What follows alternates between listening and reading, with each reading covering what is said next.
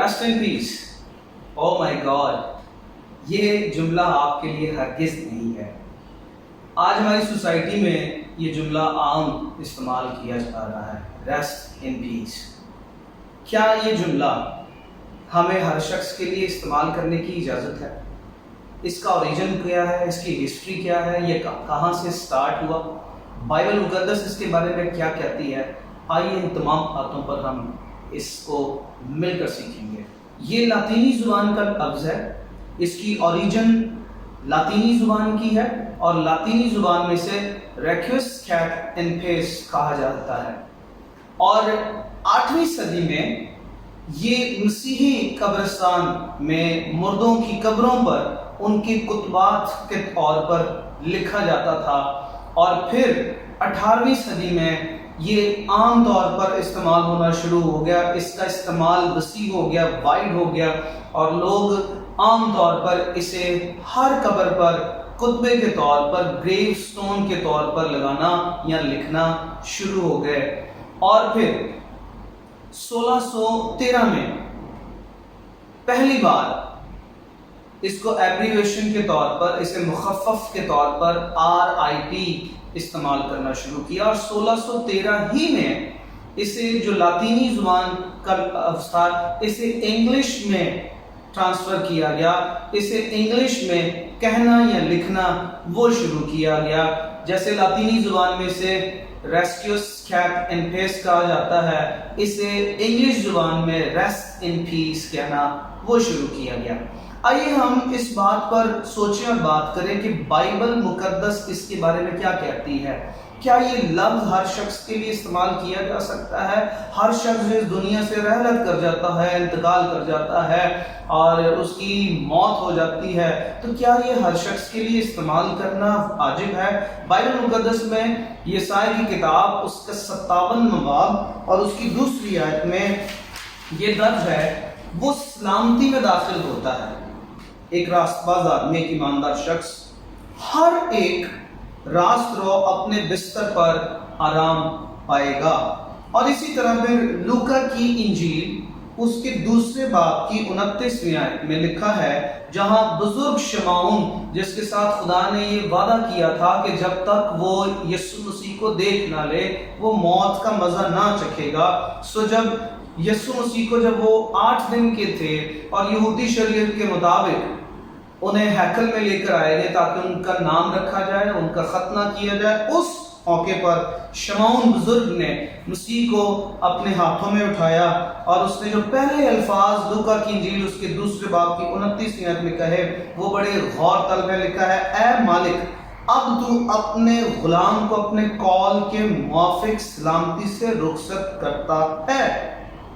اور جب ہم لوکا ہی کی انجیل اس کے دوسرے باب کی 25ویں آیت دیکھتے ہیں تو وہاں پر ہمیں بزرگ شمعون کی کچھ کریکٹرسٹک، کچھ اسپرچل کریکٹرسٹکس، ہمیں ان کے کردار کی کچھ خاص خوبیاں وہاں پر دکھائی دیتی ہے اور بائبل اس کی شہادت دیتی ہے. لکھا ہے کہ شمعون راست باز، خدا ترس، اسرائیل کی تسلی کا منتظر تھا اور روح القدس اس پر تھا. اور یہاں پر شمعون خود مسیح کو اٹھا کر مسیح سے مخاطب ہے کہ تو اب اپنے نوکر، اپنے غلام کو اپنے قول کے موافق سلامتی سے، پیس میں رخصت کر. Let I be stay in rest in peace. So Bible مقدس کے مطابق ایسا شخص جو اپنی زندگی کا دائرہ کار مسیح کے کلام کے مطابق اور اس کی تعلیمات کے مطابق اپنی زندگی بسر کرتا ہے، ایسا شخص اپنے لیے یا ایسے شخص کے لیے ہم یہ لفظ استعمال کر سکتے ہیں، ریسٹ ان پیس. لیکن دیکھنے میں یہ آتا ہے کہ کئی بار مسیحی لوگ، ایماندار لوگ اور سیلیبریٹیز جب وہ ان کا انتقال ہو جاتا ہے، پچھلے دنوں ایک انڈین ایکٹر نے سوسائڈ کیا اور میں نے دیکھا کہ بہت سارے کرسچن مسیحیوں نے اس کے لیے rest in peace, rest in peace, RIP اس طرح کے مخفف اور یہ جملے لکھے. مجھے یہ دیکھ کر اور سن کر انتہائی زیادہ افسوس ہوا کہ ہمیں یہ نہیں پتا کہ ہمیں کس کے واسطے ریسٹ ان پیس کہنا اور لکھنا چاہیے. یہاں تک کہ آپ کا وہ پڑوسی جس نے نجات نہیں پائی، جس نے مسیح کے کلام کو قبول نہیں، جس نے کبھی شراب نوشی نہیں چھوڑی، جس نے کبھی جوا نہیں چھوڑا، جس نے کبھی آوارگی نہیں چھوڑی، جس نے کبھی زناکاری نہیں چھوڑی، جو کبھی خدا کے گھر میں حاضر نہیں ہوا، جس نے کبھی خدا کے کلام کا نہ مطالعہ کیا نہ اس پر عمل کیا، جب اس کی بھی ڈیتھ ہو جاتی ہے تو کئی بار اس کے فنرل کی وہ ریچولز، وہ رسومات ادا کرتے ہوئے قبرستان میں بھی آپ نے اس طرح کی دعائیں سنی ہوگی کہ اسے اپنے مقدسوں میں شامل کر، یہ تیرے اطمینان، تیرے آرام اور تیری تسلی میں، یہ تیری سلامتی میں شامل ہو جائے۔ مجھے کئی بار ایسے الفاظ سن کر افسوس ہوتا ہے کہ کئی بار کرسچن لیڈرز بھی اس بات کو نہیں سمجھتے کہ کس شخص کے واسطے حقیقتاً یہ لفظ استعمال کرنے کی ضرورت ہے۔ پالوس رسول دوسرا کرنتھیوں کا خط اور اس کا 5واں باب اور اس کی 8ویں آیت میں فرماتے ہیں، غرض ہماری خاطر جمع ہے اور ہم کو بدن کے وطن سے جدا ہو کر خداوند کے وطن میں رہنا زیادہ منظور ہے۔ پالوس رسول اس بات کا اقرار کرتے ہیں زمین ہمارے لیے ایٹرنل پلیس نہیں ہے، ابدی پلیس نہیں ہے، ہم یہاں پر مسافر ہیں اور ہمارا اصل وطن جو ہے وہ آسمان پر ہے اور ہمیں وہاں جانا زیادہ منظور ہے، زیادہ پسند ہے، زیادہ اچھا لگتا ہے۔ 9ویں آیت میں وہ یہ کہتے ہیں، اسی واسطے ہم یہ حوصلہ رکھتے ہیں کہ وطن میں ہو خواہ جلا وطن اس کو خوش کرے۔ ایسا شخص جس نے ہمیشہ اپنی زندگی میں انسانوں اور اپنی ذات کو چھوڑ کر خدا کو خوش کرنے کی جستجو کی ہو اور اس پر عمل کیا ہو، ایسا شخص جب زمین سے رحلت کر جائے، انتقال کر جائے، ایسے شخص کے لیے ریسٹ ان پیس استعمال کرنا واجبی ہے۔ ہم استعمال کر سکتے ہیں، لیکن کسی بھی نامنل کرسچن کے لیے، کسی غیر ایماندار کے لیے، کسی ایسے شخص کے لیے جو امید میں نہیں مرا، اس کے لیے ریسٹ ان پیس استعمال کرنا یہ واجب نہیں ہے۔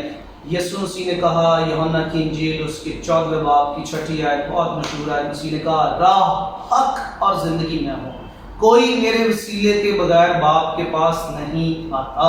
اور اگر کسی نے یہ راہ اپنائی ہے جو حق کی راہ ہے، جو یسوع مسیح ہے، اور وہ اس پر چلتے چلتے اس جہان فانی سے رخصت کر گیا ہے، ایسے شخص کے لیے ریسٹ ان پیس استعمال کرنا واجبی ہے۔ اور میری آپ سے گزارش ہوگی، اس ویڈیو کو دیکھنے اور سننے کے بعد اپنے نقطہ نگاہ کو ضرور بدلیے اور کسی بھی شخص کو خوش کرنے کے لیے کسی بھی شخص کو جھوٹی تسلی مت دیجیے کہ وہ، یا اس کو جھوٹی دعا مت دیجیے کہ تیری روح، تیرا بدن جو ہے وہ مرنے کے بعد اگلے جہان میں امن اور سکون اور سلامتی میں رہے۔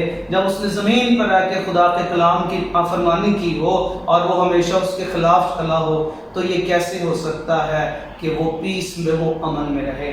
خداوند آپ کو اس کلام اور اس سوچ کے وسیلے، ان باتوں کے وسیلے برکت دے۔ Thank you so much, God bless you.